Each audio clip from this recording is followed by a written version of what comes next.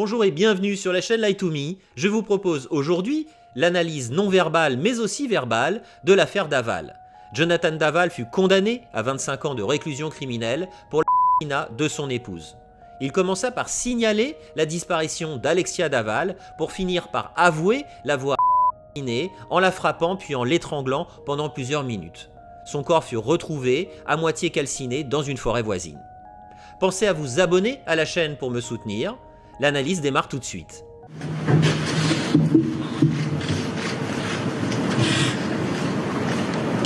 Ce que l'on a constaté chez Jonathan Daval, c'est cette émotion, cette tristesse, cette douleur. Son visage se déforme sous la douleur, sous cette intensité de l'émotion. Ce que j'ai pu, moi, observer et remarquer lorsque j'ai visionné toutes ces interventions, c'est qu'il a tendance à vivre ces émotions de tristesse et de douleur intense exactement de la même manière. On peut le voir sur cet arrêt sur image dans l'incrustation et lors de son discours pour la Marche Blanche qu'il vit exactement de la même manière. Ça peut être normal dans une certaine limite, mais je trouve que c'est très dupliqué. On va le voir à plusieurs reprises juste après dans cette analyse.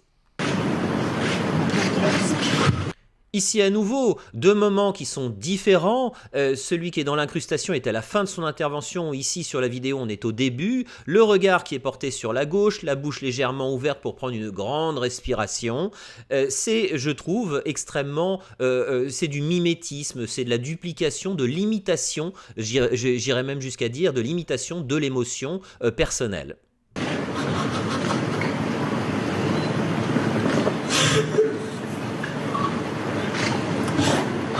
Ici, ce qui est intéressant, c'est qu'on peut observer un autocontact, bras droit avec l'index sous le nez. Ce qui m'interpelle, c'est qu'il ne s'essuie pas le nez, vous allez le voir sur la suite de la séquence. Il ne s'essuie pas les yeux, ce qu'on va constater sur une séquence aussi. Il a les yeux remplis de larmes, les joues sont mouillées, sont humides. À aucun moment, il ne s'essuie, que ce soit le nez pour le reniflement ou les yeux. C'est une manière, à mon sens, de se cacher. C'est une protection. Il met sa main devant la bouche aussi. Il n'a pas envie d'intervenir, il n'a pas envie de s'exprimer. Il est tenu par son beau-père, mais on sent qu'il n'a pas envie d'être là, qu'il y a un malaise qui est très fort par rapport à ça. Pour moi, cet autocontact n'est pas en congruence avec ce qu'il souhaite nous montrer. Ici, on entend ce verbal paraverbal avec cette respiration. Ça m'évoque une personne qui appelle le bureau pour dire « je suis malade » et qui surjoue un petit peu son angine ou sa grippe. Je trouve, à mon sens, ici qu'à nouveau, c'est surjoué et qu'il met ce léger paraverbal verbal dans son discours pour dire vraiment qu'il est mal. Mon épouse et moi partageons la même soif de liberté. Ici, il démarre son discours et ce qui m'interpelle, c'est que je trouve qu'il est assez à l'aise. C'est-à-dire qu'il reprend sa respiration, il pleure beaucoup, déformé sous la douleur, ce paraverbal dont je parlais juste avant, et je trouve qu'il enchaîne de manière tout à fait plutôt normale dans son discours. Donc cette émotion extrêmement forte n'est pas logique avec sa prise de parole qui me paraît plutôt, entre guillemets, détendue. À travers nos activités sportives, Alexia aimait nager et courir, passion qui nous réunissait, tant dans l'effort que dans l'épanouissement de notre couple. Elle était ma première supportrice, mon oxygène, la force qui me poussait à me surpasser lors de mes challenges physiques. Là, c'est ce que j'évoquais en début de vidéo. On peut le voir, ses joues sont mouillées, sont trempées de larmes. Les yeux sont emplis aussi. Il lève parfois le regard, mais c'est très léger. Il est plongé dans ses notes. Et encore une fois, il ne s'essuie pas à une seule seconde ses joues. Il ne s'essuie plus le nez, ce qu'une personne normale ferait pour retirer ses larmes du visage. Soit c'est surjoué, soit c'est une manière de montrer ses larmes et de les laisser visibles pour montrer sa tristesse excessive dans cette situation. Nous savions puiser dans nos regards, nos échanges, l'énergie nécessaire pour aller plus loin ensemble. Là, c'est ce que j'évoquais sur les reniflements que j'ai évoqués au début. Vous allez constater dans l'analyse que ces reniflements sont à des moments clés, des moments qui peuvent le déranger. On évoque le Trump sniffing. What they're doing, they're taking our they have a vet in a different system with effective agreement. C'est une manière de reprendre sa respiration dans des moments qui sont délicats, qui sont clés dans une prise de parole. Et vous allez le voir, vous l'avez vu depuis le début, où je l'ai indiqué à certains moments où il renifle, que ce sont pour moi des moments de tension, des moments de stress, peut-être même un élément qui peut convenir à un item de mensonge dans son cas, dans sa situation.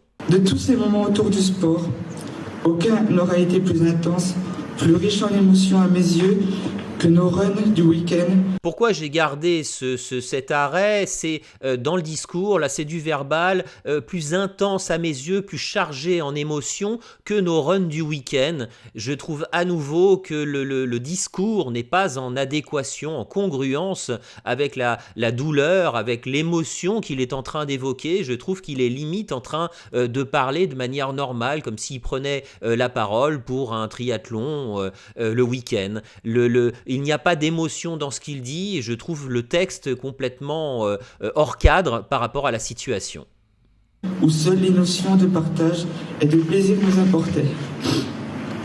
La force de notre couple nous faisait nous dépasser dans nos sorties et dans notre vie commune.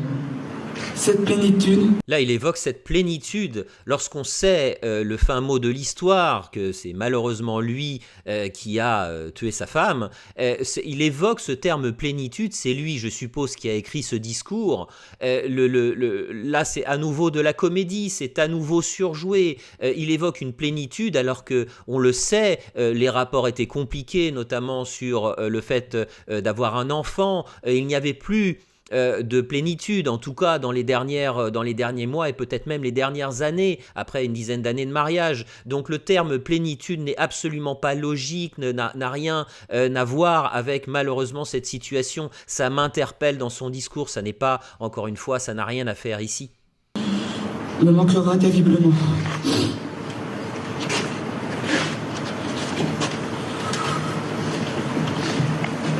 Je répète, il ne s'essuie pas les yeux, il ne s'essuie pas le nez, même s'il a faim de le faire au départ. Et qu'est-ce qu'il fait ici? Il prend sa feuille, ses notes, de la main droite et il la couvre sur sa bouche. Il se met en retrait. Là, il veut se cacher. Il y a vraiment une notion de barrière, de retour sur soi, de recul. Ce geste, cet item du comportement, à nouveau interpelle par rapport à la situation. Elle a été d'ailleurs pas mal observée par certains journalistes.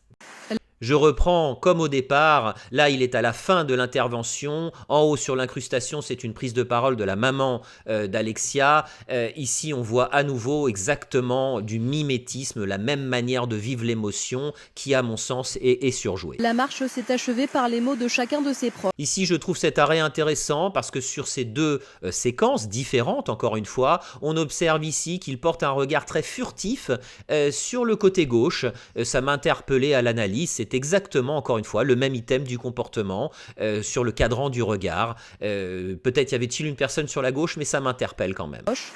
Grande respiration. À nouveau, ici, on voit les yeux sur la vidéo, les yeux qui sont portés un petit peu dans le vide, mais vraiment, on observe à nouveau une duplication de l'émotion qui, encore une fois, à mon sens, est surjouée. Mon verdict par rapport à l'analyse de cette prise de parole de Jonathan Daval, mais aussi des différentes interventions que j'ai pu décrypter dans les médias, c'est qu'il nous présente des items émotionnels extrêmement forts. On voit que son visage se déforme, on voit limite des grimaces sur son visage qui sont liées à la tristesse, qui sont liées à la douleur excessive. C'est d'ailleurs même ce qui a rendu célèbre, entre guillemets, cette affaire. À mon sens, par rapport à l'analyse que je vous ai présentée aujourd'hui, ces émotions sont feintes, ces émotions sont surjouées. Pourquoi? Pour cette question de mimétisme. On voit qu'il va jouer ces émotions de la manière exactement similaire dans différentes pistes de parole, qu'il soit d'ailleurs en train d'écouter en émetteur silencieux ou en train de s'exprimer en émetteur bruyant. Ce sont deux termes en analyse du comportement. On peut ajouter à ça, dans cette séquence, qu'il s'essuie faussement le nez. Il devrait réellement s'essuyer le nez. Un autocontact du nez devrait être de cette manière-là. Ici, il écarte la situation avec la main qui est portée face à la bouche, comme pour arrêter de parler peut-être.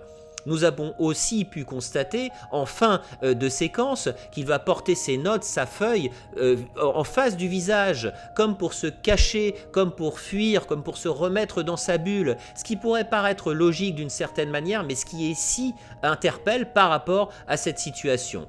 À mon sens, toutes ces émotions, toute cette comédie est surjouée et n'est pas en congruence avec son discours notamment.